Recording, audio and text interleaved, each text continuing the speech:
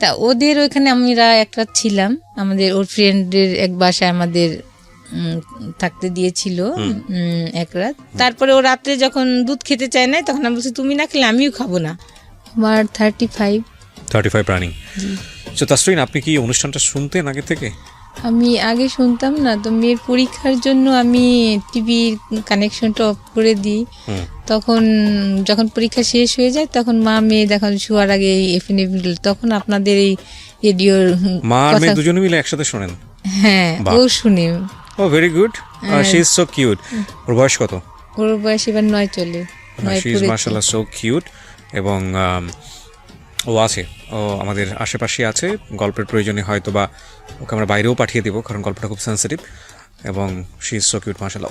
ওই কি আপনাকে খোঁজ দিয়েছে এই গল্প অনুষ্ঠানের নাকি? হ্যাঁ, আমাকে বলে মাম্মু তাহলে তুমি যত কান্না করো, তুমি যে মন খারাপ থাকে সবসময়, তুমি তাহলে এখানে যে তো আঙ্কেলদের সাথে যে নাম্বার দেয়, তখন বারবার কয়েকটা নাম্বার নেয়, তখন ওখানে চেঞ্জ থাকে নাম্বার, যে ওখানে গানের কথা চলে আসে ওই নাম্বারগুলা। পরে এক সময় আমার মেয়ে দ্রুত মশারির ভিতর থেকে যে কলমে আরেকটা মোবাইলে ওই নাম্বারটা লিখে তারপরে রেকর্ড করে রাখে। That's really great. আমার সাথে মেয়েই আগ্রহ ছিল বেশি। আচ্ছা, তারপরে আপনি ও শুনে বলে আপনি শুনতে গিয়ে আপনি নিজে খোঁজ পান। ঠিক আছে, চলেন শুরু করেন। আমি 2008-এ আমার বোন ধানমন্ডিতে থাকতেন, ওই বোনের হাজব্যান্ড থাকতেন কোরিয়া। তখন 2 ছেলেকে পড়ালেখার জন্য ওই বোন থাকতেন। তখন ওই বোনের বাসায় আসি। ওই নিচে আমার বাচ্চার বাবার ফুপু থাকতেন। তখন এরা আমাকে দেখে বলতো, আমি একটু আগে থেকে এই পর্দাটা, আমি এখন থেকে না, আমি আগেও নামাজি, কিন্তু তখন একটু বাইরে যখন ছিলাম, দেশের বাইরে, তখন স্টাইল, যেমন হেয়ার স্টাইল করতাম, অনেক নেল পালিশ চয়েস ছিল ড্রেস আপের সঙ্গে। আচ্ছা, তো আমি একটু পিছনে ফিরতে চাই আমাদের অনুষ্ঠানের নিয়ম অনুযায়ী, খুব ছোট করে, যেহেতু আপনার গল্পটা মূলত সংসার কেন্দ্রিক গল্প। তার আগে আমি একটু জানতে চাই যে আপনার ফ্যামিলি সম্পর্কে, লাইক আপনার বাবা কি করতেন, আপনার কয় ভাই বোন ছিলেন? আমার বাবা রোডস অ্যান্ড হায়ার প্রথম শ্রেণীর ঠিকাদার ছিলেন। আমার বাবা স্ট্রোক করে মারা যান 2003-এ। তখন আমি বাইরে যাই, আমার বোন, দুলাভাই আর বোনের ছেলে ছিল তখন। ওরা বাইরে ছিল আগে থেকে? জি। তখন আমি এক সময় বলেছিলাম যে আমাকে নিয়ে যেতে ওই দেশে। কোন দেশে?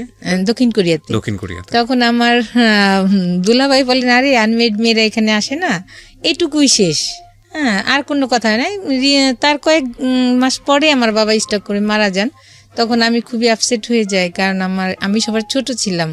আর আমার বাবা কিছু হলে আমাকে বলতো পানি খাওয়া, কিংবা বাসায় এসে গেট খুলে বলতো যে তুমি দরজা, আমার নাম ধরে বলতো দরজা খুলে। আমার দাদি মারা যাওয়ার পরে আমাকেই ডাকতো। দেখা যায় ভাইরাও অনেক কি করতো, আমার বোনরাও আবদার করলে, সবার ছোট ছিলাম, দেখা যায় বাবা ঈদে আলাদা দিয়েছে, বোনরা আলাদা দিয়েছে, ভাইও আলাদা দিয়েছে। এইভাবে আবার 3 ভাইয়ের বেতনের টাকাও মাঝে মাঝে আমার কাছে রাখতো, কারো টাকা চোপার নিচে রাখতাম, কারো আলমারিতে রাখতাম। দেখা যায় বাবা, কিন্তু আমি কখনোই, আমার একটা অভ্যাস ছিল, টাকা আমি নষ্ট করতাম না, এখনো না হলে এই ঢাকাতে আমি ধানমন্ডিতে টিকে থাকতে পারতাম না। যে বোন যেটা দিচ্ছে সেটা আমি আজকে 7 বছর চলে এভাবে চলি। আমার বোনও বলে যে আসলে ওই সংসার জীবনে অনেক। ঠিক আছে, বুঝতে পেরেছি আপনার পরিবার সম্পর্কে। কয় ভাই বোন আপনারা?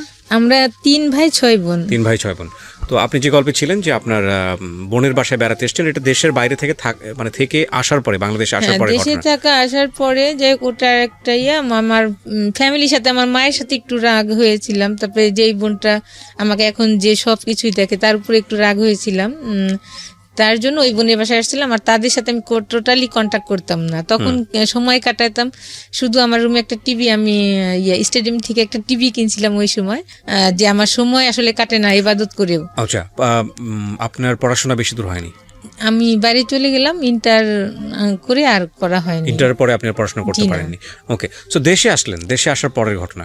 দেশে আসার পর যাই হোক, এইভাবে আমার তাও সময় কাটে না, তখন বিভিন্ন তালিমে যায়, নিচে যায়। তখন ওই নিচের ওই সময় ওরা ছিল 2 বোন, তো আমাদের বাসায় আসতো, আমাদের বাসায় কোনো ছেলে ছিল না। তখন বেশ ওদের সাথে মাঝে মাঝে বাইরে যেয়ে খেতাম। আর আমার ব্যাগে তো পার্সে অনেক টাকা থাকতো, তখন মার্কেটে যেতাম, ওদেরকে বাইরে গেলে খাওয়াইতাম। ওরা বলতো আন্টি ঠিক আছে খাও, আমিও খেতাম, মজা পেতাম, একা একা ভালো লাগে না, ওদের সাথে নিয়ে যেতাম। তখন আমাদের বাসায় এসে ওদের গেস্ট আসলে আমাদের বাসায় থাকতো, তখন আমার ফোন নিয়ে বলতো আন্টি একটু ফোন দিয়ে, আমি বলছি আচ্ছা ঠিক আছে দাও। এভাবে কোথায় ওরা দিত আমি এটা জানতাম না, কিন্তু ওরা কথা বলতো। পরে ওই নাম্বার থেকে আমাকে আবার কল আসতো, তখন আমি বলতাম যে আসলে আমি তো ফোন দিইনি, আপনাকে দিছে। এইভাবে সে বিশ্বাস করতো না। এইভাবে সে একদিন 2 দিন কথা বলতে বলতে পরে আমার সাথে কথা হয়। পরে আমি তার সঙ্গে কোনোদিনও কথা বলিনি, মেসেজ পাঠাইতাম। তারপর ওই সময়টা মনে হয় টি20 খেলা হচ্ছিল, ক্রিকেটের টি20 হচ্ছিল। আমি আবার আগে থেকে ছোট সময় থেকে ক্রিকেট খেলাটার ভক্ত। তখন দেখতাম আর ওনাকে মেসেজ, তখন বলতাম যে ঠিক আছে, আজকে যদি এই বাংলাদেশ জিতে তাহলে আপনার সঙ্গে আমি কথা বলবো, মেসেজ পাঠাবো না। তখন ওই টি20 জিতার পরে 2008 সালে তখন আমি তার সাথে ওই দিন থেকেই প্রথম কথা বলি। তখন আমাকে বলে যে আপনি নাম্বার, আমি বলি কি আসলে এমুক নামে কি আপনাকে চিনেন? বলে হ্যাঁ, আমার মামাতো বোন হয়। আমি বলি হ্যাঁ, ওরাই ফোন করতো, কিন্তু আমি কখনো আপনাকে ফোন করিনি এই নাম্বার থেকে, আমার নাম্বার নিয়ে ওরা কথা বলতো। এইভাবে তার সাথে পরিচয় হইলে সে তখন কি করতো, আপনার যে 2008 সালে ভোটের কাজগুলা যে হইতো, বিভিন্ন জায়গায় থাকতো, তখন অনেক কথা হতো। তখন বলতো যে আমি তো আজকে কথা বলতে পারবো না, আমার এখানে রিচার্জের নাই। তখন আমি নিচে যেয়ে ওকে কখনো 100 টাকা নিচে রিচার্জ দিতাম না। তখনও বলতো কি, আমি ফোন দিতাম না, যখনই রিচার্জ দিতাম তখন আমি আর ফোন দিতাম না, দেখি যে ওকে দেন, আমি তো রিচার্জ করেছি। জি, তখন দেখতাম ফোন বল কে যেন আমার মোবাইলে টাকা পাঠাইছে। আর ও যখন ফোন করতো ভোর 4টা পর্যন্ত দেখা যায় কথা বলতো। আর আমার ব্যালেন্স থাকলে, আমার ব্যালেন্স শেষ হলে ও আবার ধরতো। তখন আমি ফজর নামাজ পড়ে পরে ঘুমাইতাম। পরে আরেকদিন বলতো আমি আজকে কথা বলতে পারবো না, কারণ আজকে আমার একটা রিচার্জ না, এখানে নাই। তখন আমি আবার ওই দিন ধরা পড়ে গেছি যে হ্যাঁ, আমি টাকা দিচ্ছি তাকে। এইভাবে মানে একটা বিষয় ক্লিয়ার ছিল যে আপনাদের দুজনেরই ভালো লাগা তৈরি হচ্ছিল। জি জি, 14 দিনের কথা হয়েছে, আমাদের দেখা হয় নাই। ফ্যামিলি থেকে আমার মা বোনরা একটা ছেলে ঠিক করে আমার সিটিতে, ছেলেটা আমাকে আমার বোনের বাসায় দেখতে আসে। পরে আমার বোন জিজ্ঞেস করে যে তোর কেমন লাগছে? আমি জি ভালো।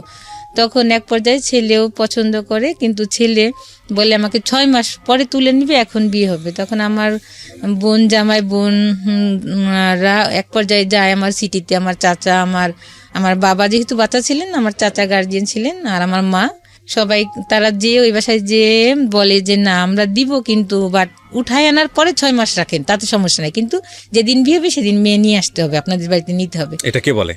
আমার ফ্যামিলি থেকে। আচ্ছা। তখন এক পর্যায়ে ওটা আমি জানতাম না। এই দিন যেদিন আমার ফ্যামিলি থেকে ছেলের বাসায় গেছে, ও তার আগের দিন আমি ওকে ফোন দিছি যে আমার মনে হয় এক জায়গায় বিয়ে হওয়ার কথা। বললো যে তোমার যাওয়ার দেখা না, আমি একটু কালকে ভিতরে আমি ঢাকা আসতেছি, ঠিক আছে তুমি যেও না। তখন আমার বোনদের বললাম যে আমি যেয়ে কি করব, এখনই তো সবকিছু না, আপনারা তো কথা বলবেন, আমি তার যাবো না এই বাসায়, আমি থেকে যাই। তো বলে আচ্ছা ঠিক আছে। তখন আমার বোনের ছেলে মেয়ে আর আমি বাসায় রইলাম। পরের দিনও আসলো। তখন আমি আবার ওই দিন একটু পার্লারে এসে, এখন আমার বোনের ছেলেটা এখন কানাডা পড়ে, তখন ও ছোট ছিল, বলতো যে আন্নু তুমি কোথায় যাচ্ছ? তখন আমি বললাম যে এই ডেটিং এ যাচ্ছি, কিন্তু ও বিশ্বাস করে না, কারণ আমি আসলে এই টাইপের ছিলাম না। আসলে সত্যি ওই দিন আমি ডেটিং এ যাচ্ছিলাম, মানে ওর সঙ্গে আপনি দেখা করতে যাচ্ছিলেন। তখন ওকে বললাম, ইন দ্য মিন টাইম 14 দিনের মধ্যে কি এরকম হয়েছে যে আপনি ওকে পছন্দ করে ফেলেছেন, ভালোবেসে ফেলেছেন, ও আপনাকে ভালোবেসে ফেলেছে? ওর কথা অনেক শুনতাম, ওই যে ওর কাজিনদের মুখে, এই দিক থেকে ভালো লাগে। 14 days is not enough to fall in love actually, but soft corner তৈরি হয়েছে। জি জি, মাঝখানে যেটা হতো আমার বিয়ের যে আমি যে নিচে থাকতাম, যখন ওরা যেতাম, ওরা আমাকে ওর আম্মা, ওই মেয়ের মারা বলতো যে এর জন্য বিয়ে হবে। আমার যে আমার যার সাথে বিয়ে নেক্সটে হলো, তার যে চাচা, তাকে বলতো যে ওনার জন্য একটা ছেলে দেখো। তাই উনি আমার বলতো যে যার মুখই দেখলাম না তাকে বিয়ে কিভাবে ঠিক করবো। হ্যাঁ, তখন ও আসার পরে আমি তো তখন আমার 10,000 টাকার একটা ঈদে নিয়েছিলাম, ওই সময় 10,000 টাকার একটা 3 পিস, অনেক কাজ করা বাইরের ড্রেসটা ছিল, ওটা পরে গেছি। তারপরে অনেক সাজছিও পার্লারে যে। তারপরে এখন গুড়ি গুড়ি বৃষ্টি হচ্ছিল, তা আমি রিক্সায় বসা। তার আগে কথাটা ওকে বলতাম যে আপনার যে আমাকে, আমি তো সুন্দর না, আমাকে যে পছন্দ হবে কিভাবে বুঝবো? তখন বলবে তোমাকে যে আমি পছন্দ করলে ঠিক আছে তোমাকে আমি কিস দিব একটা। হ্যাঁ, কিন্তু আমি একটু বিশ্বাস করি নাই, জাস্ট যাই হোক।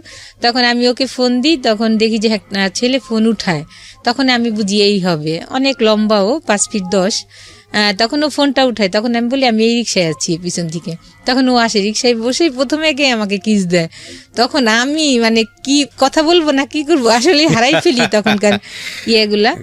তখন আমি রিক্সাওয়ালাকে বলি কি যে মামা আমি কোথায় যাবো, ওই সময় আসলে কোনো মাথায় আসছিল না। তখন আমি বলি মামা আপনি ধানমন্ডি পার্কে যান, ঘুরি ঘুরি বৃষ্টি হচ্ছে, ওটা মাথায় খেয়াল করি নাই। তারপরে গেলাম, ওখানেই জাস্ট 1 ঘন্টা কথা হয়েছে। তখন এই কথাগুলো বললাম, শেয়ার করলাম। তখন ও বললো ঠিক আছে, কোনো সমস্যা নেই, আমি বিয়ে করবো তোমাকে, আমার দেশে যেতে হবে না, ওই ছেলেকে বিয়ে করতে হবে না। তখন আমি বললাম কি করতো ছেলেটা তখন? জানতাম যে ও তো ইঞ্জিনিয়ার, কিন্তু ওই কাজটা তখন ও করে, ভোটার আইডি কার্ডে ভোটার আইডি কার্ডের কাজটা হ্যাঁ কাজ করে। তারপরে কি হলো বললাম তখন বললো কি চলো একটু মার্কেটিং। তখন তো আমার কাছে আসলে অত টাকা ছিল না, তখন আমি ওর জন্য একটা মেরুন পাঞ্জাবি দিয়ে কাজ করা, পাকিস্তানি। 14 দিনের মধ্যে এত দূর চলে গেলেন আপনারা? ওই যে আমার বিয়ে ঠিক হয়েছে দেখে ও আসছি ঢাকাতে। বাট ঠিক আছে, বাট ওরা আমি দেখি নাই না, আপনাকে তো দেখতে আসতেছে, বিয়ে তো ঠিক হয়নি তখন। ওই জন্য ওই যখন কথা হলো তখনই বললো যে না তোমার ওখানে যেতে হবে না, আমি তোমাকে বিয়ে করবো। তারপরে আমি বললাম যে আপনি যে বিয়ে করবেন ঠিক আছে, আপনি তো আত্মীয় আছে তাহলে এখানে, তাদেরকে বললেন না তাদেরকে বলা যাবে না। আমি কই আপনার বাবা মা না, কি না তাও বলা যাবে না। মানে আপনি ওকে ভালোবেসে ফেলেছেন, টু বি অনেস্ট। হ্যাঁ আসলে 14 দিন কথা হয়েছে, যাই হোক। এইগুলো কিন্তু পয়েন্ট, হ্যাঁ এগুলো খুব পয়েন্ট, এবং এগুলো আমাদের জীবনে প্রতিনিয়তই ঘটে। 14 দিন হয়েছে ওনার ক্ষেত্রে, কারো কারো ক্ষেত্রে 1 ঘন্টা হয়ে যায়। আর ওই দিনে আমি প্রথম দেখি, তারপরের দিনে আমার আর কি বিয়ে হয়। তখন আমরা নিউ মার্কেট যাই, নিউ মার্কেটে যে আমার সাইজ চুজ করে ওর ড্রেসগুলো আগে কিনে দিই ওকে, আর আমার শাড়ি। পুরা টাকাটা হয় না, আমাদের যে টাকা ছিল শপিংটা হয় না করা।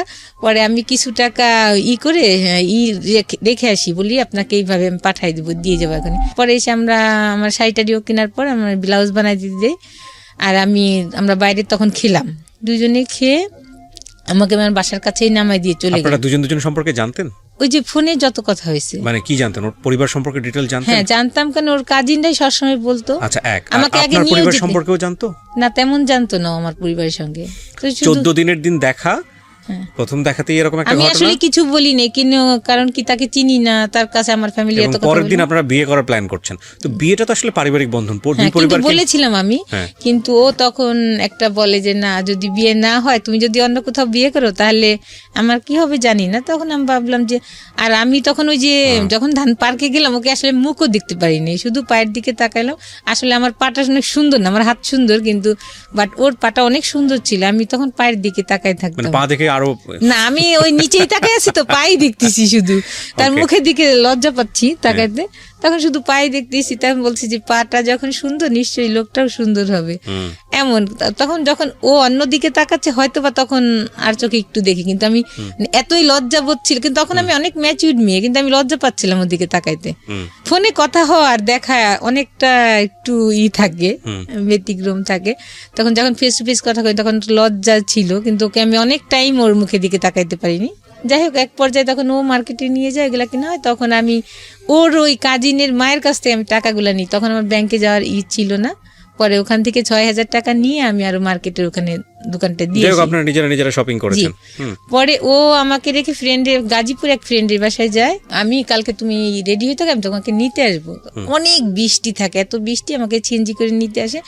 ওই দিন আমি একটু সাজি যে আজকে যখন আমার একটা দিন, তখন সে যে ওর ওই ফুপুকে আমি সালাম করতে যাই, আমি বলি কি দোয়া করেন, বলে হ্যাঁ আপনার মনে আসা পূর্ণ, কিন্তু সে জানছে না যে তারই আসলে ভাইয়ের ছেলে।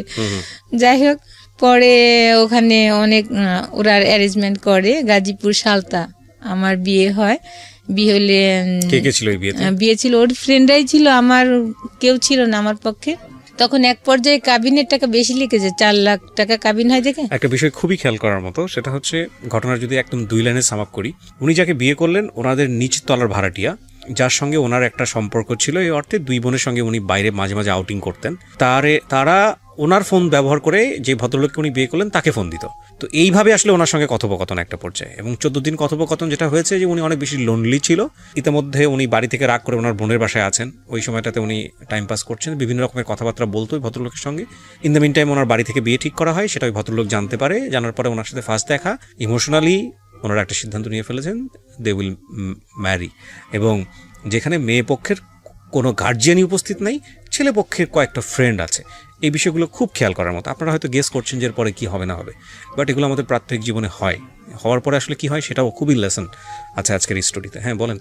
তারপর ওখানে নিয়ে যে বিয়ে হয়, তখন ওই কাবিনের টাকা করতে যে টাকা থাকে না, তখন আমার গলায় চেন ছিল, চেনটা রেখে আমি ওখান থেকে কিছু লোন করি, যে টাকা আমি পাঠিয়ে দিলে চেনটা নিয়ে যেতে।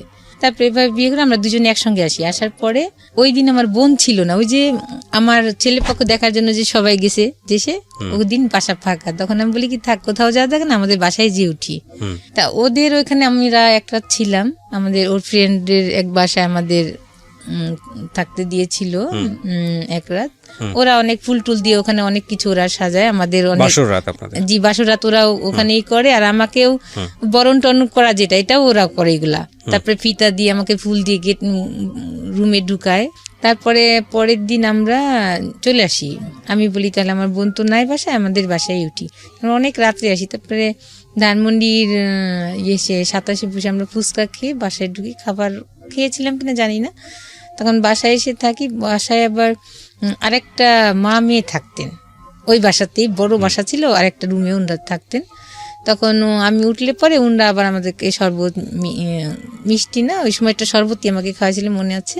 তারপরে আমি ওই কয়েকদিন রান্না করিনি, ওনারাই রান্না করে দিত। আমি ওনারা বলতে কি ওনারা আপনার হাজবেন্ডের আত্মীয় ছিল? না, তাহলে ওনারা অন্য পার্সন ছিল ওখানে ওই একটা বাসা জানতো আপনাদের সম্পর্কে, আপনারা দুজন ওখানে থাকতেন? যে আমি বলছি খালাম্মা আমি বিয়ে করছি, তখন বলছি যে নিচে ওর আত্মীয়, তখন ওনারা চিনে। যা কয়েকদিন থাকার পরে তখন ওই মহিলা মাঝখানে জানি না, তার ছেলে ম্যারিড ছিল কিন্তু আমাকে খুব ডিস্টার্ব করতো। আমার বোনকে আমি বলেছি অনেকবার, ওই যে মুরব্বী কি মা ছেলে মাটা। তারপরে আর কিছু বলি না। যখন আমি বিয়ে হয়ে আসছি, তারপর আমাকে রান্না টান্না করে আমাদের দুজনকে খুব আদর যত্ন করছে। মাঝে যে নিচে ওর ফুপুকে যে আবার উনি এগুলা করছে আমি জানি না। পরে উপরে আছে, তখন আমাদের রুম বাইরে থেকে তালা দেওয়া যে ওরা নাই, কিন্তু উনি কি বলছে যে ওরা ভিতরে আছে। এখন আমাদের দুইজনের তো অনেক ওয়াশরুম চাপছে, কিন্তু বেরোইতে পারছি না। ওরা যাচ্ছে না 12টার পর্যন্ত এই বাসাতেই, ওরা মা মেয়ে ওর কাজিন ওর পুপু ওরা বাসাতে। তখন এক পর্যায়ে ওরা আর কতক্ষণ থাকবে, তখন ওরা নিচে যায়। তখন আমরা ওই 12টার সময় আমরা বের হয়ে ওয়াশরুমে যাই, যে পরে আমি কেন জানি আমার মনে হয় আমি একটু রেডি হয়ে বাইরে যাই। পরে ওই বিয়ের শাড়িটা আমি পরি, ও পাঞ্জাবি পরে, দুজনে পরে। পরে আমি বলি কি, ওনার যে মেয়েটা থাকতো, যে আমাদের সাথেই আরেকটা যে ইয়ে থাকতো খালাম্মা, ওনার মেয়েটা, আমি বলি কি আপা আমরা একটু বাড়িতে ঘুরে আসি। কেন জানি আমার মাথায় আল্লাহর তরফ থেকেই হয়তো বা, কারণ নাহলে ওইখানে গ্যাঞ্জাম হতো পরের দিন। পরে আমার বোনের বাসায় যাই, বলি আমি সরাসরি উঠে, যে ওকে আবার বলি নাই যে আমি আমার বোনের বাসায় যাই, চলো রিক্সা নিয়ে যাই। আপনারা উঠেছেন কোথায়? আমার ওই যে আরেকটা বোন যে ছিল, যে বোনটা কোরিয়া থাকতো, ওর না আপনি বিয়ে করে উঠলেন কোথায়? ওই বাসাটাই, ওই নিজের বোনের বাসাতে? জি। ওই বোন জানতো যে আপনারা বিয়ে করে এসেছেন? না, ওই বোন তো ওই যে বললাম না বাসায় ছিল না, যে আমার জন্য ছেলে দেখতে গেছিল সবাই দেশে। মানে ওই বাড়িতে আপনার আত্মীয় স্বজন কেউ ছিল না যেখানে উঠেছেন? বোনের ছেলে, কারণ একটা ছেলেকে নিয়ে গিয়ে আপনি উঠতেছেন, বাসায় মানুষজন সন্দেহ করবে না? না, তখন ওই যে ওই খালাম্মারা ছিল, বলছি আমি যে বিয়ে করছি আমি। খালাম্মা বলতে কোন খালাম্মা এটা? মানে আমার বোন, ওখানে তো বড় ফ্ল্যাট ছিল, দেখা যায় একটা রুমে ওই খালাম্মা তার মেয়ে ছিল, খালাম্মার হাজবেন্ড ছিল। এই খালাম্মাটা কি ধরনের খালাম্মা? ওই বাসায় থাকতো আমরা, যে আর কি আপনাদের সাথে ভাড়া থাকতো? হ্যাঁ, জি জি। আচ্ছা, ভাড়াটিয়া ছিল। তার আমার বোনরা তো সবাই মিট হয়ে গেল আমাদের বাড়িতে ওই ছেলে দেখার জন্য। ওই ফাঁকে তো আমি একটা খারাপ কাজটা করেই ফেললাম। যাই হোক, তখন বাসায় উঠি, তখন উনাকে আমার তো বলাই লাগবে, আমি বাসার ভিতরে আসছি একটা ছেলে নিয়ে, এটা আমি বলবো না। তারপরে আমি 2 দিন না 3 দিনের মাথায় পরে আমার ওই বোনের বাসায় আমি যেয়ে উঠলাম রাত, তখন 12টা 12:30 বাজে, বললাম যে আমি বিয়ে করছি। তখন আর কিছুই বলে না, আমার বোন হাসলো, কারণ আমি তখন ম্যাচিউরি ছিলাম। আর আমি মাঝে ওই যে একটা ব্যাপারে ভাই বোনদের উপর রাগ হয়ে বিয়েই বসতে চাইনি, বলছি বিয়ের কথা শুনতেই পারতাম না। ঠিক আছে, আমরা স্টোরি দিকে আগে। হ্যাঁ, যাই হোক, তারপরে বিয়ে করার পরে এখন পর্যায়ে তো তারা জানছে। পরে ওরা যে ভিতরে সব আমার শ্বশুরকে ফোন করে বলছে চাচা শ্বশুর, আমি জানি না এগুলা। পরে আমাদেরকে ফোন না, আমি ড্রেস নিতে আসি বাসায়, আমার বোনের বাসায় আমি থাকি। আমার বোন বলে কি যাওয়া দেখা নাই, ওখানে কে রান্না বাড়া তোর দিবে, তোর এখানেই থাক। পরে আমি ড্রেস আনতে যাই, ওর ড্রেস, পরে ওর শু আর ড্রেস আমি ব্যাগে নিয়ে আসতে, তখন দেখি যে ওর ফুপু তো বোন তালা দিয়ে রাখে গেটের, মেন যে গেট নিচে কেচি গেট। কি ব্যাপার তালাকে? ওদের বাসায় বলি আপনি চাবি দেন তালাকে। ওদের বাসায় যাওয়ার পর ওরাও বাসা থেকে তালা দিই, কি ব্যাপার? তখন আমাকে ওদের বাসায় আটকানোর পরে ফোন দিলে আমি ফোন দিই, আমার বোন আমার দুলাভাই যায়, কিন্তু ও যায় না। না গেলে ওখানে প্রথম দেখি ওর বড় চাচাকে, আর আরেক চাচা, 2 চাচা আসছে। পরে 3-4 ঘন্টা আমাকে আজে বাজে কথা বলছে ওর পুপু। এর মাঝে বলে আমাকে, ওই সময়টা আমি শুনি, ও চাচারাও বলে যে এই ছেলে তো ভালো না, তুমি যে বিয়ে করছো না জেনে, ওর তো একটা ছেলের সাথেও অ্যাফেয়ার ছিল। তখন বলে ওরা, ওই সময়টাকে আমাকে বলে যে একটা ছেলের সাথে অ্যাফেয়ার ছিল, ওই ছেলের জন্যই ও গলায় দড়ি নিতে চাইছে, কেরোসিন গায়ে ঢেলে ও আত্মহত্যা করতে চাইছে। আমি এর কোনো কিছুই বলি না, কিন্তু ভিতরে বলি আল্লাহ এখন আমি কি করবো। তখন মেন লজ্জা পাচ্ছিলাম, ওখানে বোন জামাই ছিল, আমি যদি একা শুনতাম কথাগুলা আমি লজ্জা পেতাম না, কিন্তু কষ্ট পেতাম, কিন্তু আমি মনে হচ্ছিল কি আল্লাহ মাটি, কিন্তু ওরা যে বকাবাজি করতেছে ওইগুলো আমার কানে যাচ্ছে না, আমি খালি এইগুলো আমার বোন দুলাভাই শুনতে। যাই হোক, তা আমি ওই সময় ফার্স্ট জানি এগুলো। এখন আমি কি করি, আমি না কিছুই বলি নাই। তখন আমার চাচা শ্বশুর আমাকে, যে উনি মারা গেছেন, উনি আমাকে একটা সার্টিফিকেট দিয়েছিলেন যে মেয়েকে একটা ধন্যবাদ, এত ঘন্টা ধরে এত মানুষ এত কিছু বলছে, যে একটা কথাও সে বলে নাই। তখন আমাকে বললো তোমার মতামত কি? আমি বলি কি আসলে তো আমি একটা অন্যায় করে ফেলেছি, আমি এখন কি বলবো, এটা আমি বলেছি ওকে যে গার্জিয়ানকে ইয়া করতে, কিন্তু ও গার্জিয়ানের আপনাদের করে না। আমি বলছি আমার গার্জিয়ান নিয়ে, ওর গার্জিয়ান নিয়ে, কিন্তু ওইগুলা করেন। এক পর্যায়ে আমি বাধ্য হয়েছি ওর সঙ্গে বিয়ে বসতে। তখন আমার বোন সবকিছু মিলে দেখেন ওরা করে ফেলছে। তখন আমার বোন বললো ও তো ম্যাচিউর হয়েছে, ও যদি বিয়ে করে একটা খারাপ কাজ করে না, ও তো খারাপ কাজ করে না, ও তো এতদিন ধরে আপনাদের এখানে থাকে, আমার বোন আরেক বোনও থাকে, তো এর আগে কি কিছু খারাপ শুনেছেন? বলছে না। তাহলে কিভাবে খারাপ বলতেছেন? আমার বোন সে বিয়ে করছে, কোনো খারাপ কাজ করে নাই। সে যদি এর আগেও একটা অকারেন্স করতো তাহলে বললাম না আসলে আমি জানতাম না আমার বোন খারাপ, কিন্তু আপনারাই তো সার্টিফিকেট দিচ্ছেন যে এর আগে কিছু শুনেন নাই, আপনারাই ভালো বলছেন, এর আগেও বলছেন, আর আমি নিজেও জানি আমার বোন ভালো। যাই হোক, তখন এক পর্যায়ে আমার চাচা শ্বশুররা সার্টিফিকেট দেয়, আমার শ্বশুরে বলে যে না এরা ভদ্র ফ্যামিলি, এরা জব করে, সবাই শিক্ষিত, বাবা নাই মেয়ের, কিন্তু এরা এর ভগ্নিপতি দেখলাম এরাও খুব ভালো, কথাবার্তা বুঝে মনেছে। তখন আমার শ্বশুর ফোন দিল, ঠিক আছে ওদের এইভাবে আসা দরকার নেই, ওই দিনই ফোনে ওদের একটা অনুষ্ঠান করে নিয়ে আসবো, 3 তলায় আমি কমপ্লিট করি, টাইলস বসাই, তারপর ওদেরকে নিয়ে আসবো, ওরা যেন এমনি নাচ চলে আসে। যাক, এটাই ফাইনাল কথা। তখন আমি আমার বাসায় যেয়ে রইলাম। এক পর্যায়ে তারপরে মনে হয় এর 15 দিন পরেই আমার শ্বশুর দিন দিবে, বিয়ের দিন ডেট ঠিক হবে, ওই দিন আমার চাচা শ্বশুর যাবে বাসায়।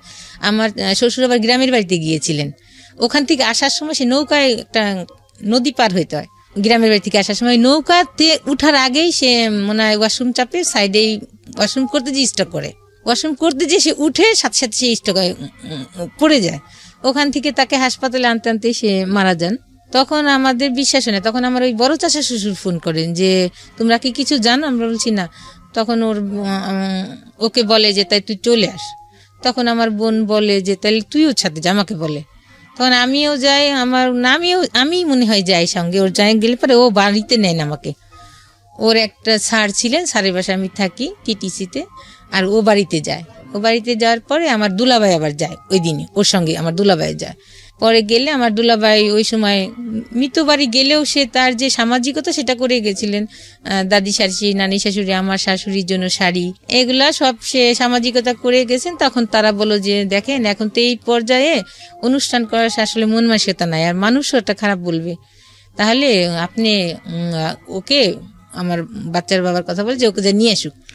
এক পর্যায়ে আমাকে নিয়ে যায়, ও অনুষ্ঠান ছাড়াই নিয়ে যায়, গ্রামের বাড়িতে উঠায়, ওখানে ছোটখাটো অনুষ্ঠান হয়, তারপরে আমাকে শহরের বাড়িতে নিয়ে আসে।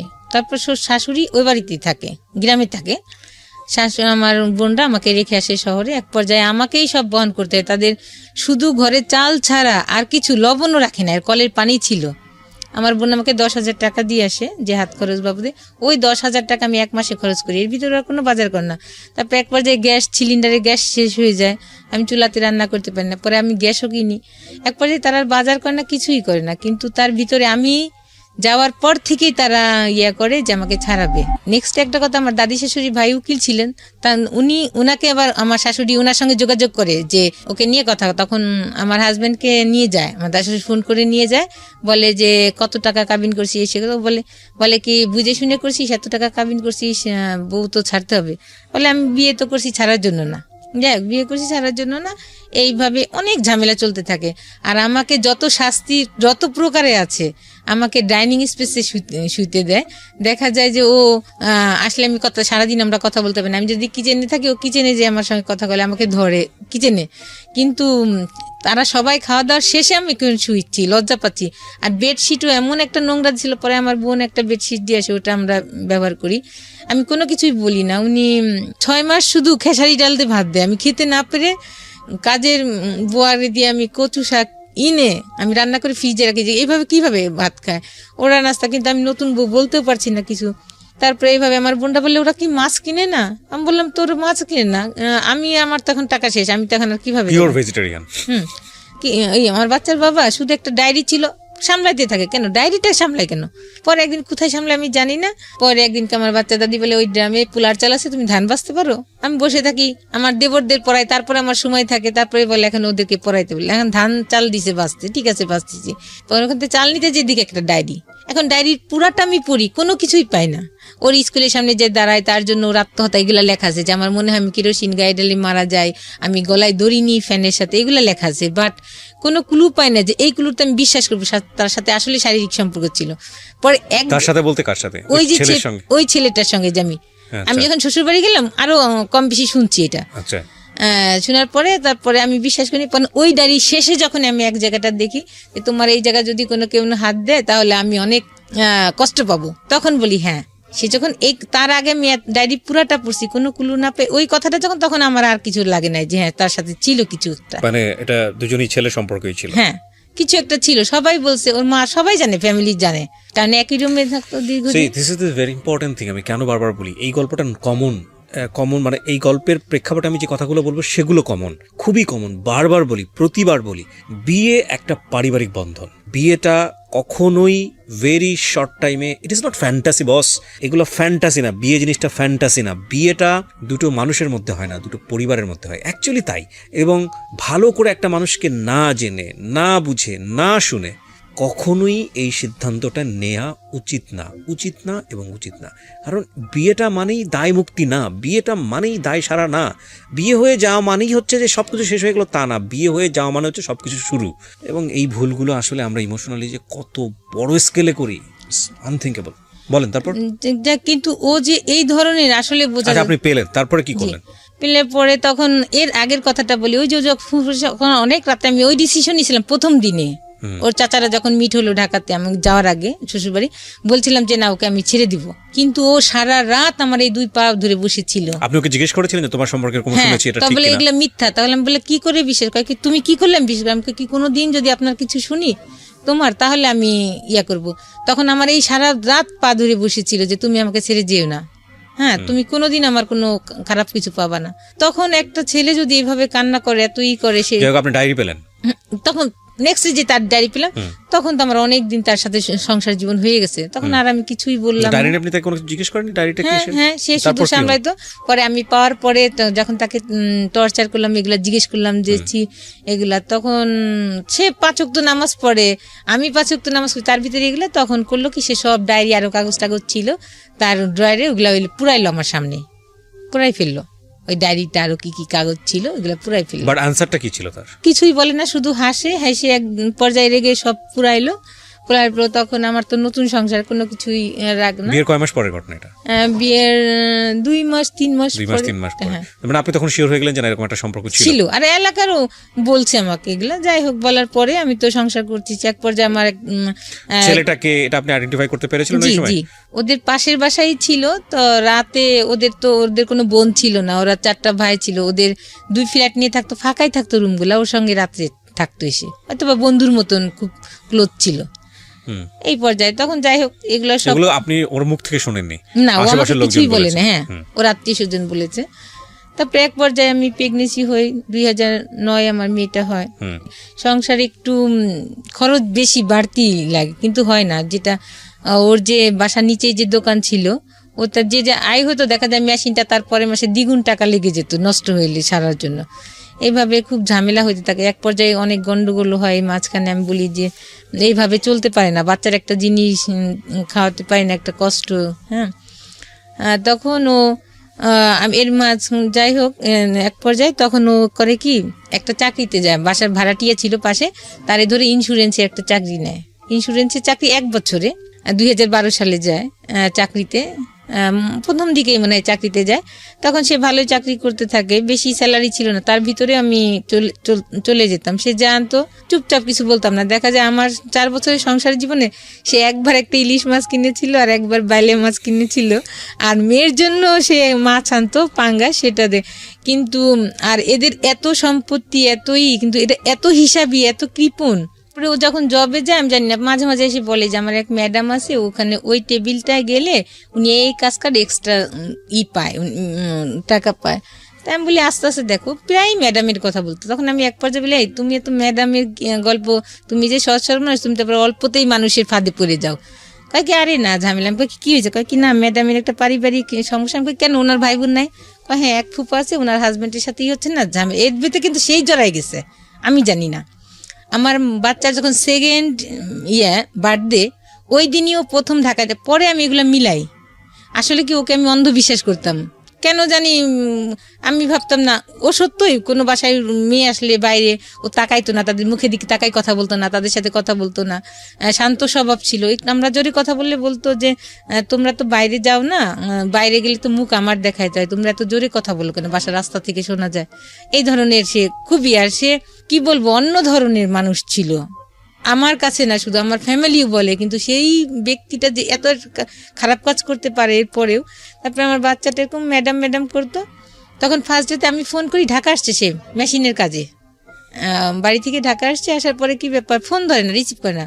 ওর বার্থডের বাজার করবো, সে গেছে 12টায় পৌঁছেছে, তার ফুল বন্ধ, ওর দাদির ফোন দিয়ে দেয় বন্ধ। তখনই সারি ওই মেয়েটা। আর ম্যারিড পার্সন, একটা কথা আমি যেটা বলি, ম্যারিড পার্সন মেয়েদের হয় কি সহজেই সহবাস হয়ে যায় একটা পুরুষের সাথে যদি সম্পর্ক থাকে। কারণ তখন তো মেয়েটার আর মেয়ে একটু ভয় পায় যে না কি করবো। আর ছেলেদের কোনো প্রবলেম নাই, কেউ দেখলেও কি আর না দেখলেও কি, যে এটা আমার তর্ক। কিন্তু মেয়েদের একটা আনমেড ভয় পায় কিছু অ্যাক্সিডেন্টলি কিছু ঘটে কিনা, কিন্তু আমার পরবর্তীতে আমার সংসার জীবন কেমন হবে। কিন্তু ম্যারিড মেয়েরা কিন্তু এটা ভাবছে না, একটা ম্যারিড ছেলের সাথে সম্পর্ক, যেটা আপনার পার্সোনাল অপিনিয়ন, আমরা ওই জায়গাটায় না যাই, ইভালুয়েশনের জায়গাটা না যাই। ঘটনাটা কি করেছে সেটা বলেন। হ্যাঁ, তখন দীর্ঘদিন ওই মেয়ের সাথে যোগাযোগ করে, যেটা আমি জানি না। ওর নামে আর একটা ওর কলিগ ছিল, বলতো কি ভাবি, তখন ওই মেয়েকে নিয়ে আমার, ওই মেয়ে একটু দূরে ছিল, বাসা কাছে নিয়ে আসছে যাতে তাকে সে যোগাযোগ বেশি করতে পারে, শর্ট টাইমে চলে আসতে পারে। পরে বলে কি ভাবি, আমার কোনো হাতে কিছু নাই এখন, আপনি সংসার আপনি রাখো। আমি বলি কেন? ওই দিন আমি টাকা নিয়ে যাই, ওর জন্য একটা জায়নামাজ গিফট করবো। 13ই নভেম্বরে বার্থডে ছিল, জায়নামাজ গিফট। তখন আমার হাত পা ভেঙে আসে যে কি বললো এটা। তখন আমি বলি আচ্ছা ঠিক আছে। তখন আমি আর বাসায় আসি না, বাসায় না এসে ওই মেয়ের অফিসের কাছে দাঁড়ায় থাকি। ওই দিন ও অফিসে নাই। ও আবার কি করতো, সবাই যখন লাঞ্চে যেত ও তখন যেত না, তখন ও ওই মেয়ের সাথে কথা বলতো। সবাই যখন লাঞ্চের থেকে আসতো তখন ও লাঞ্চে আসতো। তারপরে করে সকাল সন্ধ্যা ও এর আগে যেত, কি ব্যাপার তোমার গোসল করে আসছো কোত্থেকে, তোমার হাত দিয়ে সাবানের সেন্ট, তোমার গোসল করলে মানুষের একটা ফ্রেশনেস থাকে। ও এড়াই যেত কথা। পরে একদিনকে ও শার্ট দিয়ে পারফিউমের সেট, মেয়েদের একটা শরীরে একটা গন্ধ আছে আলাদা, ছেলেদের একটা আলাদা গন্ধ আছে। তখন বল কি তোমার শার্ট দিয়েছে মেয়েদের গন্ধ কেন? ও হাসি উড়ে দেয়। সকালে একদিনকে, আরেকদিনও বাইরে গেছে, আমি নাস্তা বানাইনি, ও হাতে মাংসর গন্ধ। কি ব্যাপার, তুমি তো বাসাতে কিছু খেয়ে গেলাম, তোমার হাতে গন্ধ কেন মাংসের? ও হেসে উড়াই দেয়। এইগুলা করতেছে আর উড়াই দিচ্ছে। ফজর নামাজ পড়ে সে বাসায় আসতো না। কি ব্যাপার এতটাই? বলে কি ওই যে তাবলিগের ছিল, দাওয়াত ছিল, ওখানে গেছিলাম। কিন্তু কন্টিনিউ সে মিথ্যা তো বলে যাচ্ছে।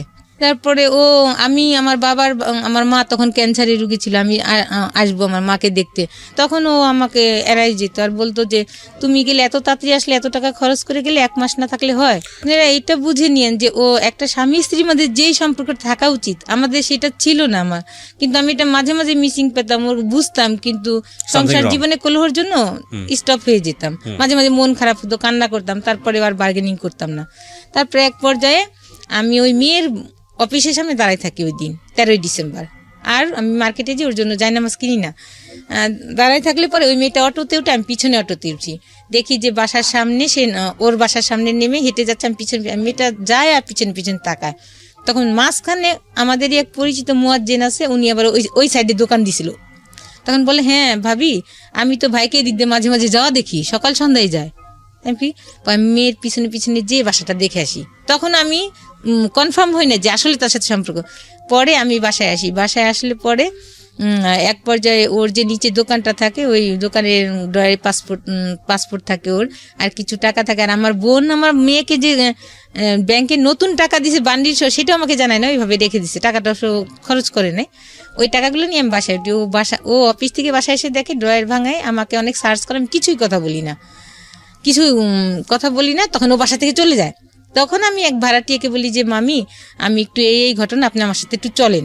তখন উনি আমার সঙ্গে যায়, যে একসঙ্গে আমি আগে যে মেয়েটাকে ফলো করে যে বাসা চিনে আসছি, আমি কিন্তু ভিতরে ঢুকি নেই, মেয়েটাকে আমি দেখাইনি, কিন্তু যখন আমি ও বাসাইতে চলে যায় আমাকে টর্চার করে, তখন মামিকে আমি সাথে নিয়ে যেয়ে দেখি যে দুজন একই সাথে, তখন আর আমি সহ্য করতে পারি না।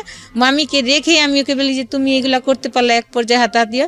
তখন ওই মেয়েকে আমি গায়ে দিই যে এই, তার আগে আমি ওই মেয়েকে সাবধান করে আসছিলাম যে আমার একটা বাচ্চা আছে, এর আগে যে আপনি আমার সংসারটা নষ্ট করেন, ওকে আমি ভালোবেসে বিয়ে করছি ওকে, আপনিও আমার সংসারটা নষ্ট করেন। বলে কি আপা আপনি কি বলেন এগুলো? তখন আমাকে নাস্তার সাথে, আমি কিছুই খাইনি না খেয়ে, যাই হোক এই পর্যায়ে চলে এসে আর কথা বলি না।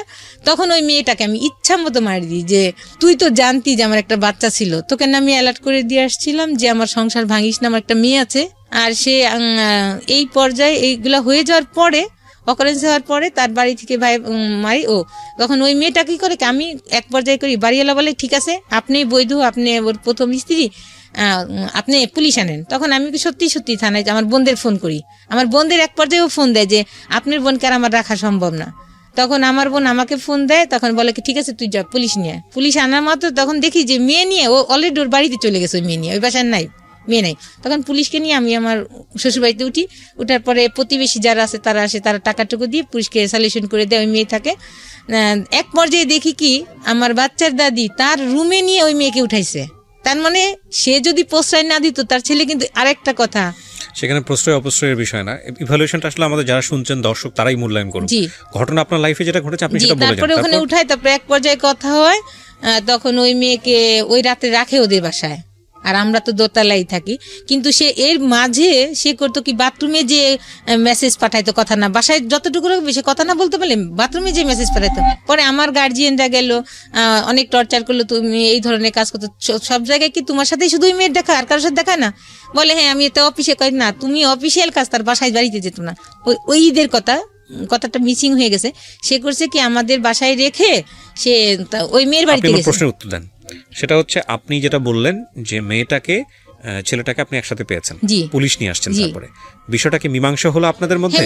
মীমাংসা কি ছিল? মীমাংসাটা ছিল আপনার সঙ্গে থাকবে আপনার হাজবেন্ড না বলে না, আমি এমনি গেছিলাম, আমি তাকে বিয়ে কিছু করি। মীমাংসাটা কি ছিল, রেজাল্টটা কি ছিল? আপনার সঙ্গে রয়েছে, হ্যাঁ আপনার সঙ্গে থাকবে, আপনি সেটা মেনে নিলেন? হ্যাঁ মেনে নিলেন। তার মানে সে ওই মেয়ের সঙ্গে যোগাযোগ করবে না। এরপরে ঘটনা সামনে দিকে, আমি আমার ফ্ল্যাটে, আমি থাকতাম দোতলায়, ওর আমার শাশুড়ি থাকতো তিনতলায়। তখন ওরা চলে, মেয়েকে আমার শাশুড়ি রেখে দিল, সকালবেলা পাঠাইলো। যাই হোক অফিসে আরো মানুষজন, অনেক ঝামেলা হইলো। এরপর যে আবার করলো কি, সে এর মাঝে তো অনেক ঝামেলা গেছে, অনেক কিছু হয়েছে, আমার মামা শ্বশুর সবাই আসছে, সবাই আমাকে ভোট করছে যে এই বউ, আমরা যতক্ষণ যদি কারেন্ট না থাকে, এ হাত দিয়ে কোন দিক দিয়ে যা রান্না করতেছে, খাবারও দিচ্ছে, আর হাতের পাখা নামতেছে না। সে আবার কি করলো, ওই মেয়েকে এক পর্যায়ে, এর মধ্যে তো অনেক ঝামেলা চলতেছে, ঝামেলা প্রায়ই হয়, সে কথা বলে আমি ঝামেলা করি। সে দেখা যায় যে নিচে আমরা টিউবওয়েলে পানি খেতাম, সে আনতে যেয়ে সে কথা বলতেছে, সে আসলে পানি কলসিটা টিউবওয়েলে ওখানে রেখে, আমি তো বউ মানুষ, আমি নিচে যাব না খাবারের পানি আনতে, সেই আনতো। তখন সে নিচে যাচ্ছে, হাতিম আলী কলেজের মাঠে যে সে কথা বলতেছে, মাঝখানে যে তখন মেয়ের গলায় বটি ধরছি, সত্য কথা বল, কার সাথে কথা বলছিস, না এই যে জব দিব তোর মেয়েকে। তারপরে বললে পরে সে বলে যে হ্যাঁ তুমি বটি নামাও, আমি সত্যি কথা বলতেছি। বললে পরে বলে যে ওর সাথে কথা বলতেছিলাম, কিন্তু আমার দরকার ছিল কথা। আমি দরকার তাহলে ঘরে বসে বলতা, আমার সামনে বলতাম, আমি তো কিছু বলতাম না। কিন্তু কন্টিনিউ সে মেয়ের সাথে চালাই যাচ্ছে। আবার কি করছে, যেই বাসায় যে গন্ডগোল হলো, সে কি করছে, ওই বাসা দেখে মেয়েকে আরেকটা বাসা নিছে। তখন আমার তো একটা বাচ্চা আছে, ওকে আমার সঙ্গে নিয়ে যেতে হয়। তখন আমার বেবিটা 3 বছর। তখন ওর মা বলে কি, ছেলেকে অ্যালার্ট করে দেয় যে তোর বউ কিন্তু গেছে, তুই সাবধান থাকিস। ও আর ওই পথে যায় না। আমি দেখি দূরতে দাঁড়াইছি যে অটোতে উঠবে, কিন্তু অটোতে উঠে না, যে আমি ধরা পড়বে। তাই এক পর্যায়ে সে অতিষ্ঠ হয়ে আমি যে তাকে সবসময় চোখে রাখতেছি, এগুলো সে অতিষ্ঠ হয়ে যায়। তখন কি করে, এক পর্যায়ে সে মেয়ে নিয়ে চলে যায়। বলে আমাকে বলে কি, আমি তো এই কয় তারিখে এসে যাব, ঢাকাতে যাবো, আমার কাজ আছে, স্যার আমাকে, তার মাঝখানে আমি স্যারকে এবার ফোন দিছি, এমডি স্যারকে, স্যার ও কিন্তু ওই মেয়েকে নিয়ে যাবে, আপনি ছুটি দিবেন না। স্যার আমার আচ্ছা ঠিক আছে। তখন ওকে বলে যে তুমি তো আমার শুক্রবারেও কাজ আছে, তুমি যেতে পারবে না, বৃহস্পতিবার লঞ্চে উঠবে। কিন্তু এক পর্যায়ে যাই, বাসায় এসে এটা বলে কিছু বলি। তখন ও যেদিন নাকি ফাইনালি যাবে টাকা পয়সা নিয়ে, সেদিন আমি তো জানতেছি, আমি আবার করছি কি, 2টা আমার বাচ্চার কাপড়গুলা আমি নিচে একটা জায়গায় রাখছি যাতে কেউ না দেখে। ও যাবে, আমি এক পাশে যাবো পাশ। তখন করে কি আমি এদিক দিয়ে নিজে অস্থির হয়ে যাচ্ছি যে ও আজকে চলে যাচ্ছে ওই মেয়েটা নাকি, আর ওরও খারাপ লাগতেছে চলে যাচ্ছে, ও ভাত খেতে পারতেছে না, ও করছে কত ভাতের গুলো কত চিনি দিয়ে খাচ্ছে, ওরও খারাপ লাগছে চোখ মুখ, এদিক দিয়ে আমার মাথা ঘুরাচ্ছে, আমি মাথায় তেল পানি দিচ্ছি কিন্তু ওকে বুঝতে দিচ্ছি না যে আমি বুঝছি। তখন আমি অন্য একটা ছেলেকে লাগাই রাখছিলাম যে ও যখন যাবে ওর পিছ যাবে যে ও কাকে নিয়ে যায়। পরে হ্যাঁ ওই যায় লঞ্চে দেখে যে 2টা মহিলা, একটা মহিলার বাচ্চা কোলে আর একটা মহিলা বসে আছে চাদর পিছে। পরে তখন আমাকে আবার বলে যে দেখবো আজকে কে আগে ফোন দেয়, যে আগে ফোন দেয় সেই বুঝবো ভালোবাসে বেশি। আমি আচ্ছা ঠিক আছে, আমি তোর ফোন দিই না। ও বলে দেখে কি দেখছো, আমি তোমাকে বেশি ভালোবাসি, আমি তোমাকে আগে ফোন দিলাম, তুমি তো ফোন দিলা না। ওর মার কাছে ফোন দেয়, ওরা কই বলে করে তো দেখি না, মানে পাশে বাসায় গেছে নাকি জানে না সেও আমি যে লঞ্চ ঘাটে গেছি। পরে আমি লঞ্চ ঘাটে গেছি, তখন ওই ফোনটা রিসিভ করতে পারি না, গাড়ি শব্দ হবে দেখে আমি দূরে যেয়ে ফোনটা রিসিভ করি যে হ্যাঁ আমি বাসায় পাশে বাসায় আসছি। পরে আমি যে করি কি, ও তো অনেক লম্বা, ও করছে কি মেয়েটা ওইদিকে মুখ করে বসা আর ও হলো মুখ করা বসা সিঁড়ির দিকে। আমি সিঁড়িতে উঠা মাত্রই ও দেখে ফেলছে, আর ও খুবই চতুর, এত চতুর যেটা আমি বোঝাইতে পারবো না, ভালো যেমন তেমন চতুর। ও আমাকে দেখে চট করে উঠে গেছে। আমি করছি কি তখন মেয়ে কোল থেকে নামাই দিছি, ও করছে কি মেয়ে নিয়ে যখন আসছে তখন আমি ওই মহিলা, তখন আমি বললাম যে বাচ্চা কোলে, ওর ওই মেয়েটা ওই মেয়ের ভাইয়ের বাচ্চা কোলে। তখন আমি বলছিলাম বাচ্চা নিয়ে কোথায় যাবে, আমি টার্গেট করিনি, বাচ্চা আবার পরে দিবে। তখন আমি ওর ভাবির পাশে আসি, ওই মেয়ে ততক্ষণে করে কি ফোন করে ওর ছোট ভাইদের আইনে ওই বাচ্চা ওর ভাইয়ের বাচ্চাকে ওকে দিয়ে তারা দুজনে তার মাঝখানে আমার বাচ্চার বাবা আমার বাচ্চাকে ওর দাদির কাছে দিয়ে টাকা পয়সা নিয়ে মাইতে বলে দেয় যে তোরা বাঁচে যা। তখন ওরা বাসে চলে আসে। তখন তো আমার এমন পজিশন, তখন আমার তখন রাত্রে আমি রাত জেগে 2টা চিঠি লিখলাম সারা রাত জেগে। আর যতক্ষণ চিঠি লিখছি ততক্ষণ শুধু আমার মেয়ের দিকেই আমি তাকাই কান্না করছি। আমার শাশুড়িকে, যে আমি 4 বছরে আপনার মন জোগাইতে পারিনি, কিন্তু আমার মা নাই, কিভাবে যে আপনার ভালোবাসা আমি পাবো আমি নিজেই জানি না, কি করলে আপনি আমাকে ভালোবাসতেন। যাই হোক অনেক ব্যথা পাইছি, আপনার ছেলে সংসার করতে এসে অনেক কষ্ট দিয়েছেন। ও এক পর্যায়ে চলে এসে পরে আমি ঢাকাতে আসি ওকে খুঁজি, আমি কামরাঙ্গীর চরে যে খুঁজি ওকে, এইভাবে কি ঢাকাতে মানুষ খুঁজে পাওয়া যায়। পরে আমি বোনকে ফোন দিই, যখন দেখি নিজের পা চলে না, তখন আমার বোন বলে তুই এইভাবে কি মানুষ খুঁজে পাবি, বাসায় আস। বাসায় আসলে পরে আমার দুলাভাই আসে সব শুনে। পরের দিন আমার দুলাভাই আমাকে নিয়ে রওনা হয়। ওদের বাসায় গেলে পরে ওর খালু খালা আর ওদের আত্মীয় স্বজন বলতে ওর চাচা ছিল না, আর ফুপুদের কোনো এলাও ছিল না। আপনারা কোথায় খোঁজেন? আমি না খুঁজে পান না, তারপর কি করেন? খুঁজে যায়, ছবি দেখাই খুঁজি যে একে কি দেখছেন, ভাড়া থাকে একে দেখছেন, এভাবে করি না। তার আমার বোনটা বলে এভাবে তুই পাবি না, চল ওদের বাড়িতেই যাই। পরে আমার বোনটা তো জব করে, বন্ধুরা ভাই ছুটি নিয়ে তারপরে যায় আমাকে নিয়ে। পরে ওদের আত্মীয় স্বজন বলতো মামারা, খালি খালারা ছিল, ওদের ফেভারে কথা বলে, ওর মামাদের এত অ্যালাউ করতো না মামা। পরে আমি আমার বোনকে নিয়ে আবার ওদের বাড়িতে যাই। পরে এক পর্যায়ে আমি যাই না, আমার বোনের বাসায় থাকে। আমার বোন আবার ওদের থ্রেট করতে থাকে যে আমার বোনকে তোরা কোথায় গুম করছিস বের কর, নাহলে তোদের নামে আমি কেস করবো। এক পর্যায়ে তাহলে ওর মা ফোন করে ছেলেকে বাড়িতে আনে। ও বাড়িতে আসার পর আমাকে একটা মেসেজ দেয়, তোমার সংসার তোমারই রয়েছে, আমি বাড়িতে ফিরে এসেছি, তুমি আসো। পরে আমার বোনটা আমাকে নিয়ে যায়, সকালে আমরা পৌঁছানোর পরে এক পর্যায়ে অনেক আমাদের আত্মীয় স্বজনও যায় ওইখানে, পরিচিত সবাই, আমার দুলাভাইয়ের যারা সার্কেল ছিল তাদেরকে নেওয়া হয়। ওদের আত্মীয় স্বজন আসার পর অনেক গ্যাঞ্জাম হয়। এক পর্যায়ে ওরা আমাকে ছাড়ানোর জন্য টাকা পয়সাও রেডি করে রাখছে ওর মা, আমরা সেটা জানি না। তখন এক পর্যায়ে আমার দুলাভাই ওকে গায়ে হাত দিতে যায়, এত বড় বিয়াদব একটা বাচ্চা আছে যেখানে, সেইখানে আমি বলি কি ঠিক আছে। পরে আমি আমার এক আত্মীয় ছিল মুফতি, তখন আমি বলি ভাই ওই মেয়েকে কিভাবে ছাড়ানো যায়। তখন বললে যে কি একটা দোয়া ছিল যিনি মুত্তাকিলা মুফাসসিল না কি বললে আমার নাম ধরে, তাছাড়া যত স্ত্রী থাকবে তালাক হয়ে যাবে।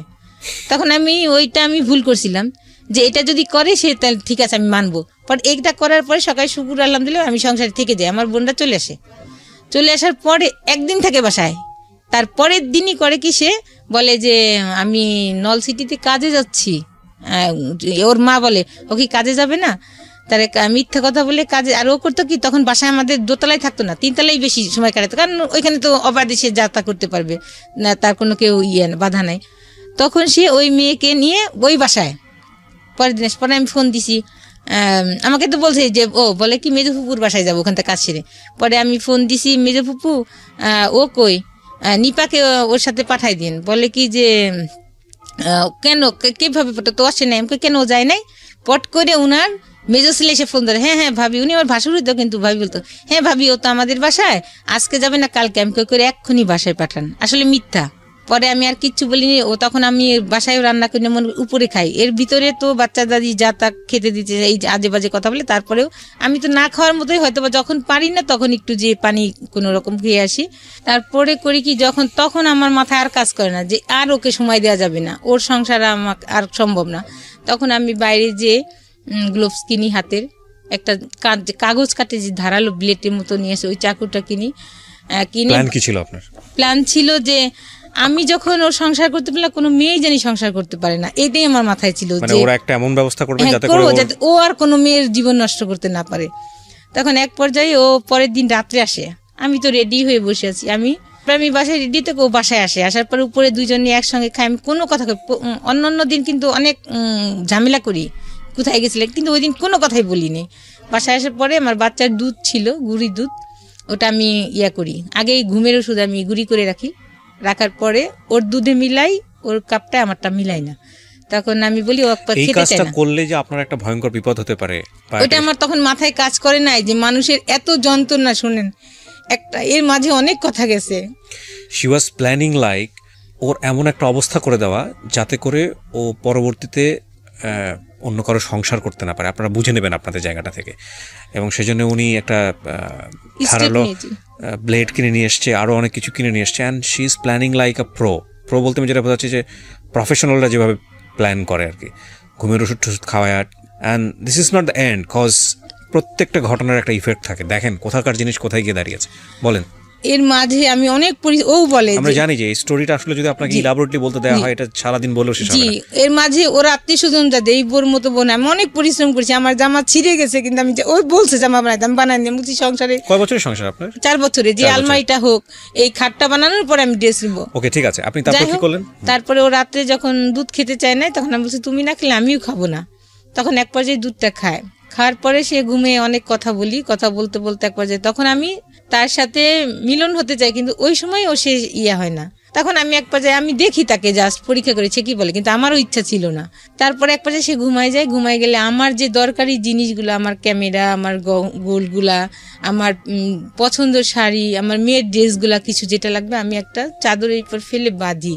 আর আমার কিছু বাইরের কিছু ইলেকট্রিক জিনিস ছিল, ঘর মোছা মেশিন, ঘর ঝাড় দেওয়া মেশিন, আরও আমার প্রিয় জিনিসগুলা আমি করি কি, আমার ড্রয়িং রুমে খাট ছিল সামনে, আমি মেয়েটাকে আগে ওখানে শোয়াই যাতে আমি দ্রুত মেয়েকে নিয়ে চলে যেতে পারি। মেয়ের শীতের পোশাক পরাই ঘুম পাড়ায় রাখি, আর আমিও আগে বোরকা পরে ফেলি। পরে বলে আমি নিয়ে, তখন আমি মশারিটা নাই, আমার প্রিয় লেপ ছিল, আমার একদম পছন্দের অনেক দামি লেপ, মশারি, আমার কাটা, আমি সব ওকে গায়ে দিয়ে আসছি কেন, যাতে ও শীতে কষ্ট না খায়, ওকে মশারি না কামড়ায়। কিন্তু কাজটা করছি খুব জিদে, কিন্তু আমি চাইনি যে ওকে একটা মশারিও কামড় দিই, কিন্তু আমি ক্ষতি করছি, কারণ যে আমার মনে যে ব্যথা, আপনি ঘুমের মধ্যে থাকার অবস্থায় কাজটা করি, তখন ও জেগে উঠে। তারপরে আমি ওটা জেগে ওঠার পরে কি করে, আপনাকে ধরে ফেলে না, ও চিৎকার করে না বেশি, যাই হোক। তখন সাথে সাথে আমি আমার ওইটা ছুরিটা আমার হাতে থাকে, আমার মেয়েকে আমি নিয়ে আসি। ওর মোবাইলটা আবার আমার কাছে ছিল, ওর মোবাইলটা ওই আমি ড্রয়িং রুমে পড়ে যাই, আমার কাছ থেকে পড়ে গেলে আমি মেয়েটাকে, তখন আমার জুতাও পরার আমার ছিল না, মনে ছিল না, আমি নিয়ে চলে আসি। তখন অনেক শীত ছিল, 28শে ডিসেম্বর 12 সালের। তখন আমার মেয়েটাকে আমি বলি আম্মু কুকুর ডাকতেছে, আমি বলছি আম্মু। তখন আমি ওদের বাসা চিল্লাপাল্লা শুরু হয়েছে, ওর মা চিৎকার করে কান্না করতেছে, তখন চিৎকার করে কান্না করতেছে, সব আমি তো দেখতেছি, দূরে থেকে দেখা যাচ্ছে, মানুষ দেখা যায় না কিন্তু শব্দগুলো শোনা যাচ্ছে। তখন আমার মেয়েকে বললাম আম্মু কুকুরে ডাকে, তুমি করো, আমাদের তো ধরে ফেলবে, তুমি কথা বলো না। ওকে আমি তখন খুব পারে, তখন আমার সামনে দিয়ে অ্যাম্বুলেন্সে নিয়ে যায়, অ্যাম্বুলেন্সে নিয়ে গেলে ওখানে কাজ করতে পারে, ঢাকায় নিয়ে আসে। ঢাকায় নিয়ে আসলে অ্যাম্বুলেন্সে নিয়ে যায় মানে কি, এই ঘটনা ঘটার পরপরই আমি দেখতেছি আমার সামনে দিয়ে নিয়ে যাচ্ছে, আমি তো সাইডে দাঁড়ানো, আমি তো ফ্যামিলি মেম্বার যারা ছিল তারা তো ওই বিল্ডিং এই ছিল, হ্যাঁ 3 তলায় থাকতো, ওরা তখন 2 তলায় চলে আসছে, ওরা তো সবাই বুঝে গেছে যে আপনি কাজটা করছেন, সবাই আমি তো অলরেডি নাই, বাসায় নাই, তখন সবাই চলে আসছে। আমার তখন কোনো কিছুই নাই, যে because she doesn't have sense, ওই সময়টাতে সেন্স নাই। আমার এর ভিতরে অনেক কিছু গেছে, জানতে কি বলার না, সেন্সটা না থাকার পেছনে অনেক কথা আছে, এর মাঝখানে অনেক কথা গেছে। আমি অনেকবার সুইসাইড করতে চাইছি, যখনই আমি সুইসাইড করতে গেছি, ফ্যানের সাথে ঝুলতে গেছি, তখন আমার মেয়ের মুখ দেখছি আর বলছি যে শেষ ওকে দেখে যাই। যখনই দেখতে গেছি তখনই নেমে আসছি যে আমি যদি মারা যাই তাহলে আমার মেয়ের কিছু থাকবে না। আর শুনেন, বাবারা কষ্ট করেন না সন্তানের জন্য। আজকের এই গল্পটা যারা দেখছেন ভিডিও, তাদের শুধু একটা কথাই বলবো, যারা এরকম ডিসিশন নিতে যাচ্ছেন, এত শর্ট টাইমে পরিচয়, সেটা ছেলের দিকেই হোক বা মেয়ের দিকেই হোক, আজকের এই গল্পটা শুনে দেখে তওবা করেন। Don't do this boss, cause it's not your decision, it's a family decision. বিয়ের পরের জীবনটা যে আসলে কি বিয়ের আগের টের পাওয়া যায় না, এবং এই সিদ্ধান্ত কোনোভাবেই ইমোশনালি, শুধু ইমোশনালি দুজন মানুষকে ভালো করে না জেনে, দুটো পরিবারকে ভালো করে না জেনে নেওয়া উচিত না, উচিত না, উচিত না, উচিত না। একেবারে আমৃত্যু পর্যন্ত আমি এই কথাটাই বলবো যতদিন রেডিও প্রোগ্রাম করবো। Do not do this, do not do this, do not do this, please. তারপর কি হলো? তারপর ওকে নিয়ে ঢাকাতে আসে, ওই দিনই আমি অনেক কুয়াশা থাকে ওই দিন, আমি আমার বোনের সাথে কন্ট্যাক্ট হয় শুধু, আর কারোর সাথে আমি কথা না বলে ফোনের সাথে কন্ট্যাক্ট করি, ফোনটা অফ স্টপ করে দিই। তারপর একটা অটো আমাকে একটা আমার জায়গাটার নাম মনে নেই, বাস স্টপিটে আমাকে দেখে যায় আমার বাচ্চা সহ। তাকে আমি অনেক শীত, আমি বসে থাকি, কেউ থাকে না, গার্ডরা থাকে, ওখানে বসে থাকি। তারপর একটা সকাল 6টার দিকে বাস আসে, একটু দেরি হয় বাস আসা, কারণ কুয়াশা ছিল অনেক। আসলে পরে তারপরে আমি গাজীপুরে যাই, গাজীপুরে আমার বোনের ওখানে বাড়ি আছে, ওখানেই যায় আমাকে রাখে প্রথম। পরে আমার বোন ওই দিনই ওই ঘটনাটা সবাই জেনেও ফেলছে, পুরো এলাকায় জানা হয়ে গেছে। পরে আমার ফ্যামিলিতে জানছে, আমার বোনাই তো অনেক রাগারাগ আছে, কিন্তু আমার বোনাই রাগ মানে এদিক দিয়ে রাগারাগি তো, কিন্তু আমার বোন বলতেছে আমার বোনকে আগে বাঁচায় আসি যেটা হোক। তখন আমাকে গাজীপুরে তার বাড়িতেও রাখে নাই, পাশের সাইডে একটা ভাড়া করে রেখেছে। তখন অনেক দিন ওখানে ছিলাম, প্রায় 15 দিন। আমার বোন গাড়িতে করে খাবার দাবার সব পার্সেল দিছে। যখন রাতে কুকুর ডাকতো আমার মেয়েকে, আমি বুকে জড়াই ধরে রাখতাম, মানে এইভাবে পুলিশ আসতো, খালি সারাদিন এটাই মনে হতো। তারপরে আমার মেয়ে দিনের হলে দাঁড়ায় থাকতো, যে আম্মু, আমি বলি আম্মু দাঁড়ায় থাকে না, পুলিশ আসবে। বলে কি আম্মু, আমি দূর থেকে দেখি, আমার আব্বুজি যখন নামাজ পড়তে যাবেন আমি দূর থেকে আম্মুজিকে দেখবো, আমাকে পুলিশে ধরতে পারবে না। আর যাকেই দেখতো তাকেই বলতো যে তোমরা কি আমার আব্বুজিকে দেখছো? ততদিনে কি মামলা হয়ে গেছে আপনার নামে? আপনি কিছু জানেন যে পুলিশ বাইরে? হ্যাঁ, আমাদের বাড়িতে পুলিশ গেছে, আমি তো সংবাদ পাচ্ছি, আমার ফোন স্টপ করে ফেলেছি। পরে যে ওরা তখনই মামলা করে দিয়েছে বিষয়টা নিয়ে? তারপরে দিনই 29 ডিসেম্বরই তারা মামলা করে দিয়েছে। পরে আমার বোন, আমার মেয়েটা টাইফয়েড হয়ে গেল বাবার টেনশনে, জ্বর হতে হতে পরে আমাকে ধানমন্ডি ক্লিনিকে আমাকে মেয়ে নিয়ে ভর্তি করলো। এর ভিতরে আমার বোনের ছেলে কেউ আমার সঙ্গে যোগাযোগ করে না, বলে যে ও যেন বাসায় উঠতে পারে না, এমন একটা কাজ করছে। দেখা যেত বিয়ে করছে আর অন্য প্রসেসে যাওয়া যেত। তখন এক পর্যায়ে আমার বাচ্চাটার এত খারাপ অবস্থা, অ্যানালোকে সে দিতে দিত না, ইঞ্জেকশন দিতে দিত না, স্যালাইন দিতে দিত না। তখন ডাক্তাররা পাশের রুমে যেয়ে বলতো যে আমি তোমার আব্বুজি চকলেট নিয়ে আসতেছি, তুমি স্যালাইন না, আমি এক্ষুনি আসবো। এইভাবে ডাক্তাররা অন্য পাশে ফোন দিলে, কথা বললে সে দিতে দিত। তারপরে এক পর্যায়ে আমার বোনটা কান্না করে যে ওর মেয়েটা মারা যাচ্ছে আর তোমরা যাও না। তখন আমার ভাগ্নিটা মেডিকেলে পড়ে, তখন তারা যায় সবাই। আপনার মেয়ের যে অনেক ধরনের সাফারিং এর মধ্যে দিয়ে যাবে পুরো লাইফে, সেটা আমাদের দর্শক যারা আছেন, আমরা যারা আছেন সেটা জানি, কিন্তু এই ঘটনার প্রেক্ষাপটে আপনাকে কি কি ফেস করতে হলো সেটা হচ্ছে আমাদের কনসার্ন এখন। আপনি এই ঘটনার পরে এক অর্থে পলাতক অবস্থায় আছেন, ওনারা মামলা করে দিয়েছে আপনি যেটা বললেন। তারপর আপনার ঘটনাটা কি দাঁড়ালো? পুলিশের কাছে অ্যারেস্ট হওয়া বা অন্য? পরে আমার বোনরা হাইকোর্টে আমাকে নিয়ে যে আমার বাচ্চা সহ আমরা ছিলাম জামিন। তখন হাইকোর্ট কি করলো, 2জন জাজেস ছিলেন, জাজেস 2জন আমার বোন 2জনকে দিলেন জামিন, আমাকে দিলেন। ও মামলায় আসামি কয়জন করেছিল? 3জন। আমার 2 বোনকে বলছে তারা সহযোগিতা করে নিয়ে আসছে, এটা বলছে। আচ্ছা, তো আপনার 2 বোন ছিল প্লাস হচ্ছে আপনিও ছিলেন, 3জন আসামি ছিল। হ্যাঁ, আমি 1 নম্বর, তারা 2 নম্বরে। তখন জাজেস আমাকে দিল না। তখন আমার বোনরা বললো যে, আমাকে সাজেস্ট করলো যে দেখ তুই তো ভুলের বশত, আসলে আমরা তো জানি যে তুই কষ্ট করে কাজটা করে ফেলেছিস, মানে কোনো নারী এমন সহ্য করতে পারে না, তারপরেও তো একটা গুনার কাজ হয়ে গেছে, অন্যায় হয়ে গেছে, এখন তুই স্যালেন্ডার কর। শেখ হাসিনা, খালেদা জিয়াই যখন জেলে গেছে, আর তোর তো কোনো ব্যাপারই না, তুই যা করার আমরা আছি পিছনে, আমরা তোর সাথে আছি, তোকে আমরা ফেলবো না। এমনি করে আমার বোন অনেক করেছে আমার জন্য, আমার গায়ের চামড়া দিয়েও যদি তাকে জোতা দিই সেটা অন্য হিসাব। তারপরে কি হলো? তারপরে আমার বোন, আমি কোর্ট স্যালেন্ডার করি। কোর্টে সারেন্ডার করেন আপনি? কোর্টে স্যালেন্ডার করি, যে আমাকে কাস্টডিতে দেয় অনেক উকিল, কিন্তু ওদের সিটি, ওরা সবচেয়ে হাই লেভেলের লয়ারকে দাঁড়ায়, 10জন 12জন করে দাঁড়ায়, আর আমার সে 2জন গেছে, আমার বোন চিনে না কোন লয়ার ভার কোনি, তখন আমাকে দেয় না। তখন সব কেসেই সাক্ষী আছে, ওর মা, ভাই প্লাস যত উকিল হবে, ওর প্রসঙ্গ নেই। বলে সবাই তো জানে এটা, তাহলে কিন্তু আমি চিৎকার করি, ম্যাজিস্ট্রেট বলি স্যার আপনি নিজে চোখে দেখেন। পরবর্তী নেক্সট একটা ওখানে একটা দাঁড়াই আছে যে 205-এ, যে সচক্ষে দেখেন, কিন্তু ম্যাজিস্ট্রেট এই কাজটা করে নাই। বলে কি যে প্রমাণ এবং সাক্ষ্যাদি কাগজপাতি দ্বারাতে বোঝা যায় যে, মানে এক পর্যায়ে যখন সাক্ষী চলে আসে, লিখিত সাক্ষী, সবাই বলে নাই, খুঁজে পায়নি, কেউ বলে সেটা তো অন্য হিসাব। মেডিকেল ট্রিটমেন্টের রিপোর্ট, মেডিকেল ট্রিটমেন্টেও বলে যে নাই, কিন্তু ওরা টাকা দিয়ে এটা করেছে। দেখেন বাংলাদেশে কি হতে পারে না, কিন্তু একটা মেয়ে মানুষের জীবন কত নষ্ট করে দেয়। এক পর্যায়ে ও নিজের মুখ দিকেই বেরোয় যায়। ও যখন দিতে যায়, সাক্ষী দিতে যায়, যে ও তখন ভিকটিম সাক্ষী দিবে যে আমারটা নাই, তখন আমার লয়ার বলে যে আপনি এক বাক্যে উত্তর দেন, আপনি কি প্রস্রাবের রাস্তাতে প্রস্রাব করেন? তখন বলছে ও হ্যাঁ। তখন বলে তাহলে আমার একটা কথা বলেন, 10 আনি আপনি আছেন না 12 আনি 16 আনি ভালো আছে? তখন ও বলে যে না আমার 12 আনি ভালো আছে। তখন আমার লয়ার বলে যে মিথ্যা। তখন সারা কোর্টে একটা হইরই পড়ে যে এতগুলা সাক্ষী হলো শেষ সাক্ষী, সবাই বলছে যে নাই খুঁজে পায়নি। আর এত বছর 2 বছর অলরেডি, তখন 2-3 বছর চলে যায় কেসটার, 5 বছর ঘুরছে এই কেসটা। আপনি জেল খাটেন কতদিন? আমি প্রথমে কাস্টডিতে আমাকে 9 মাস আমাকে জামিন দেয় নাই যে নাই, তখন আমাকে তো 9 মাস আপনি একটানা জেল খাটেন? হ্যাঁ।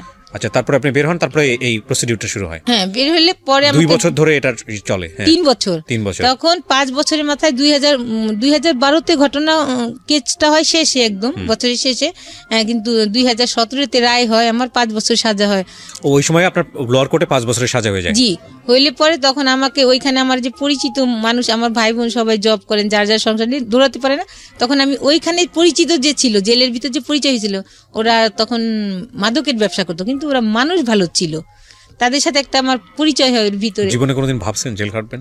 না, কিন্তু আমি আসলে দেখি শুধু খারাপ মানুষই জানে, অনেক মানুষ ওইখানে কেউ আছে। 14 দিনের রেজাল্ট দেখেন, 14 দিন। বললাম না, আজকে যারা শুনতেছেন, this is not the first time. আমি আমার লাইফে এই রেডিও 13 বছর ধরে রেডিও ক্যারিয়ার আমার, আমি প্রায় 9 থেকে 10 বছর শুধু এই অনুষ্ঠানগুলোই করি, 9 to 10 ইয়ার্স। কত মানুষের জীবন গল্প যে আমি শুনেছি। আমার খালি মোস্ট কেসেস যেটা মনে হয়েছে যে মেয়েদের ক্ষেত্রে সবচেয়ে বড় যে সমস্যাটা, সেটা হলো ইমোশনাল হয়ে বিয়ে করা। মানে এটা যে কী করতে পারে একটা লাইফকে। কত কেস যে আমি উপস্থাপন করেছি। আমি শুধু একটা কথাই বলতে চাই, মেয়েরা বেশি ভিকটিম হয়, বাট ছেলেরাও ভিকটিম হয়। Please do not do. প্রেম আসতে পারে, কিন্তু বিয়ের সিদ্ধান্তের জায়গাটা এরকমভাবে নিয়েন না, কজ জীবনটা যে কত কঠিন। My goodness. ভদ্রমহিলা আরো কি বলে শোনেন। হ্যাঁ, তারপর যেদিন সাজা হয় সেদিন ছিল বৃহস্পতিবার, আমি রবিবারে কোর্ট সিলিন্ডার করি, উনাদের কাছে টাকা পয়সা দিই যে 30,000 টাকা দিই যে আপনি আমাকে হাইকোর্ট করেন, বাকি টাকা আমি দিব। তারপরে 5 মাসের মাথায় আমাকে হাইকোর্টের থেকে জামিন দেয়। জজ কোর্টের থেকে আমাকে দেয় না, আমাকে তো মেট্রো কোর্টেতে সাজা হলো, জজ কোর্টেতে আমাকে দেয় নাই। কিন্তু আমি জজ কোর্টেতে কিন্তু 5 বছরের সাজা আমি জজ কোর্ট থেকে পেতাম, আমাকে দেয় নাই জামিন। পরে আমাকে হাইকোর্টে থেকে জামিন দিলে জজ কোর্ট থেকে আমি চলে আসি। পরে ওই সময় আমি যখন জেলে ছিলাম 5 মাস, ওই সময়টা আমার বাচ্চা পানিতে পড়ে গেছিল। তখন আমার বাচ্চা সাঁতার জানতো না, আজকে আমার বাচ্চা এই পর্যায়ে থাকতো না। আমাদের একটা ভুলের কারণে একটা নারী হয়ে নারী সংসার এবং আমাদের সন্তানগুলো শেষ হয়ে। আপনি বারবার নারীর কথা কেন বলছেন বলেন তো? আপনার যে জামাই, হ্যাঁ পুরুষ, আপনি তার কথা কেন? ওই নারী যদি না জেনে শুনে আসতো তাহলে আসতো না আমার কথাটা। এটা আপনার 100% ভুল ধারণা। এই চিন্তার জায়গা যদি আপনি ডেভেলপ না করেন, তাহলে হয়তো আপনার জীবনে আবারও ভুল হবে, আল্লাহ মাফ করুক। প্রথম কথা হচ্ছে যে আমার চারপাশে তো ভুল করার মতো অসংখ্য এলিমেন্ট আছে। তো তার মানে কি বিষয়টা এরকম যে আমি ভুল করব, কেউ একজন এসে আমাকে জোর করে ভুল করাচ্ছে? আমরা তো সবাই অ্যাডাল্ট। মেয়েটার দোষ দিয়ে লাভ কি? আপনার হাজবেন্ড তো থাকা অবস্থায় গেছে, যদি আপনার কথা সত্যি হয়ে থাকে তো দোষটা আপনার হাজবেন্ডের। আল্লাহ পাক আমার ইবাদত কবুল করুন। আপনাদের ইন্টারনালি কোনো প্রবলেম ছিল কি না ছিল সেটা তো আপনারা ভালো জানেন, আল্লাহ ভালো জানেন। সেটা ওইটা নিয়ে আমরা বরং ওই মেয়েটাকে দোষ না দিই। মেয়েটা যদি দোষ থেকে থাকে তাহলে মেয়েটার চিন্তা করা উচিত ছিল যে হ্যাঁ, এই সংসারটা, একটা বাচ্চা আছে, এই সংসারটা টিকে থাকা উচিত। এটা আমি আপনার সাথে একমত। কিন্তু এটার মানে এরকম না, যদি আপনার হাজবেন্ডের স্বভাবই এটা হয়ে থাকে, তাহলে ওই মেয়েটা না থাকলে আরেকটা মেয়েকে সে বেছে নিত। সেই জন্য চলে আসছি। এই যে ক্লুটা ধরতে পারছেন, আমি তখন চিন্তা করলাম যে এই মেয়েটাকে আমি আত্মীয় স্বজন সব ঝামেলা করে ধরে কেস কাবারি দিয়ে আমি একে বাদ করতে পারি, কিন্তু এ আবারও যাবে। আচ্ছা, আমি যে প্রসঙ্গে জানতে চাই, আপনাকে 5 বছরে যখন সাজাটা দেওয়া হলো, আপনি হাইকোর্টে মামলাটা নিয়ে গেলেন। হাইকোর্টে নিয়ে আমাকে জামিন দিল, এখন জামিনে আছি আমি। এখনো জামিনে আছেন? তার মানে মামলাটা এখনো চলছে এবং এটা কবে নাগাদ রেজাল্ট আসবে, কি হবে না হবে আপনি জানেন না এখন পর্যন্ত? জানি না। এমন হতে পারে যে আপনার সাজা হয়ে যেতেও পারে। আমার বহাল রয়েছে। তখন আমি এইবার চাইছিলাম যে আমাকে পার্মানেন্ট জামিন দিতে, কিন্তু পার্মানেন্ট জামিন আপনাকে দেয় নাই। আমাকে 1 বছর দিয়েছে। 1 বছর। তার মানে এই মামলাটা কত বছর যাবত চলছে? 2012 সালের ডিসেম্বর, 29 ডিসেম্বর থেকে। আপনি আমাকে সহজ কথা এক লাইনে বলবেন, প্রত্যেকটা মোমেন্টে মনে হয় না যদি 5 বছরের সাজা হয়ে যায় কি হবে মেয়েটার? হ্যাঁ, সবসময় মনে হয়। তার মানে উনি বাইরে আছেন, কিন্তু আলটিমেটলি ভেতরে উনি, মনের ভিতর থেকে উনি জেলে আছেন। আরেকটা যেটা কথা বলি, আল্লাহ সত্যই সবার জন্য আছেন। আমি সবসময়, আমি 5 ওয়াক্ত না, আমি বেশিরভাগ ওখানে যখন থাকছি শুধু জায়নামাজই আমার কাজ। আমাকে সবাই বলতো যে কে খালি জায়নামাজেই বসে থাকি। আপনিও তো মামলা করেছিলেন? হ্যাঁ, আমি নারী নির্যাতন এবং একটা আমার কাছে যৌতুক নিয়েছিল 2 লাখ টাকা আমার বাবা থেকে। সেটা ওই মামলা কি হয়েছে? ওরা চালাকি করে এক সময় বলছিল আমাকে মাঝখানে যে তুমি কেসগুলো উঠাই নিয়ে আমরা কেস উঠাবো। তখন আমি মিসিং এই ভুলটা আমি করি। তখন ওর আত্মীয় স্বজন বলছিল, যখন ওরা যেটা বলাইছিল যে সে কেসগুলো উঠে কাগজপত্র নিয়ে এসুক, আমরা মাঝখানে আমি সব কেস উঠাইছি, কিন্তু তারা কেস উঠাবে না। তখন বলে আমার বোনটা গেছে, গাড়ি নিয়ে গেছে, আমাকে নিয়ে গেছে। আর তখন তারা বলে কি ওরা যদি ওরা ফোনই স্টপ করে বসে আছে, মানে কেস তোলার পরে কি আপনারা ধরা খেয়ে গেছেন? হ্যাঁ, তখন আমি একটা পারিবারিক কেস এসে আবার দরখাস্ত করছি, যে তখন এটা উঠে নেই, দরখাস্ত দিচ্ছি যে নেক্সট তারিখে আসলে উঠবে। তখন শুধু ওই পারিবারিক কেসটা ছিল, আর যে আমার কাছে যৌতুক নিছে এগুলা আর উঠানো হয়ে গেছে। আচ্ছা, ডিভোর্সটা হয়ে গেছে আপনাদের? যে ডিভোর্স ওরা এই যে কিছুদিন আগে দিয়েছে। জি জি। This is really touchy story এবং সহ্য করার মতো না। উনি যে গল্পটা আজকে মুখ ঢেকে এখানে বলেছেন, ওনার গার্ডস ছিল পুরো সমাজকে ফেস করার, কিন্তু ওনার মেয়ের কথা চিন্তা করে উনি আজকে ফেসটা দেখান নাই। মেয়ের সামাজিকতা, মাশাআল্লাহ, she has a cute baby, বেঁচে থাকার একটা অবলম্বন তার কাছে আছে। কিন্তু জীবনে একটা ভুলের জন্য পুরো জীবনটা কোথায় চলে যায় আপনারা চিন্তা করে দেখেন। ওনাকে যে অত্যাচারটা করা হয়েছে, আমি যদি বলি যে হ্যাঁ অত্যাচার জীবনে আসতেই পারে, দুর্ঘটনা করতেও পারে, উনি যদি ঠান্ডা মাথায় স্টেপটা নিত যে ঠিক আছে মামলা তো আমাকে করতে হবে, পুলিশের দ্বারস্থ আমার হতেই হবে, তো ঠিক আছে ও যে অন্যায় করছে সেটার জন্য নারী নির্যাতন মামলা করি বা এটা করি ওটা করি, ঠিক আছে, ওইখানেই কিন্তু সাজাটা এনাফ ছিল। কিন্তু উনি না করে নিজে এই ধরনের একটা কাজ করেছে জিঘাংসা থেকে, যে না আমার সংসার যেহেতু হলো না, ওরা এমন একটা ব্যবস্থা করে দিব যাতে করে ও অন্য কোনো মেয়ের কাছে যেতে না পারে। এবং সেটা সে করার স্টেপ নেওয়ার পরে ওনার লাইফটা পুরোটাই বিকলাঙ্গ হয়ে গেছে। শুধু এটা তো আপনারা পরিণতি দেখলেন, আমি একটা কথাই বলতে চাই যে এটা হয়তো 5 বছর জীবনটাকে একটা ব্র্যাকেটে ফেলে দিয়েছে, যে আসলে কী হবে না হবে উই ডোন্ট নো। কিন্তু আপনি একটা জিনিস চিন্তা করে দেখেন তো, উনি যতদিন পৃথিবীতে বেঁচে থাকবে, ওনার সামাজিকতার জায়গাটা, ওনার ঘরে একটা মেয়ে